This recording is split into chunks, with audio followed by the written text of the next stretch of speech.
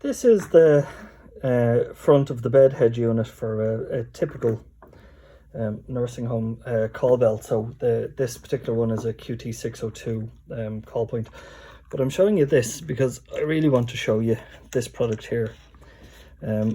These units over time are subjected to wear and tear as pair pushes are pulled in and taken out. Now, when a nursing home's in operation, these might be put in and out for a variety of reasons. The bell itself tends to travel with the patient when they go to different beds or if they're changing rooms.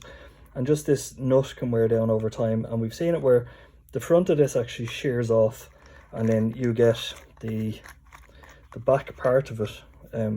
It'll end up something like this, and the back part of it will just end up loose inside the wall. And eventually over time, you'll find that it's, unless this is actually fallen in a way that it stays there and usable, you'll find that you might want to change it. So this part here is up on the website, and it's there as a unit you can order.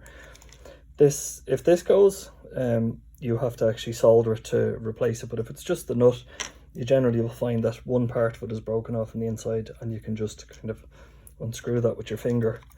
You put it back through the hole here, and the replacement nut just screws in and holds the whole thing in place. Now, generally you can just tighten it by hand, but if you want, you could just put a pliers ever so slightly gently against it, tighten it, and then that's you back fully repaired there.